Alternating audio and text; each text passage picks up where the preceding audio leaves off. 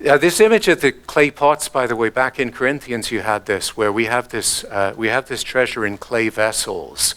And again, there too, I think that's an office of the ministry passage within context. What Paul is really saying is, when I come preaching the gospel, don't look at me. I'm just a clay vessel. What matters is what's inside me. What matters is what's inside the vessel. You know, the message that I'm delivering. So that's the same sort of image as here, that if I'm in any way an honorable vessel, it's because God has made me to be one.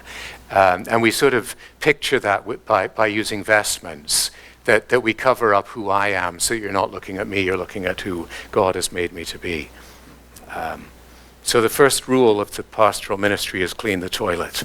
There we are. Okay.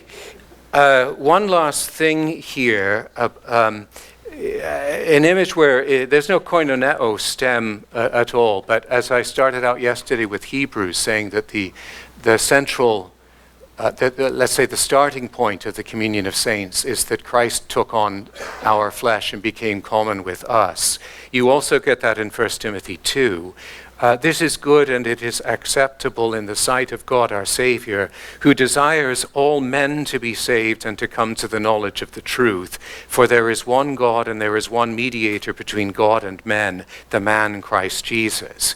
Now again, I took this out of the RSV because the ESV here has slightly neutered it, in that they have a translational principle that whenever the text is talking about Jesus, they don't mess with it. They leave it as man. But if it's talking about all of humanity, they make it generic. So I think they do something like who desires all people to be saved.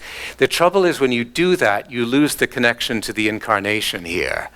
So God desires all men to be saved by making himself to be a man. And you know, we wrestled on the hymnal committee years ago with whether we should update the creed, who for us men and for our salvation became man. And I wrote the little position paper on that, arguing that, you know, okay, I get it that people today don't always, I think everyone understands it. I think it's quite faulty to say people don't know what that's talking about. People choose to take offense at that. But I think it's important to keep that language because it's coming right from here. Who for us men and for our salvation became man. He became what we are. And you just have to say, we don't have to talk that way in everyday language today, but don't change the Bible.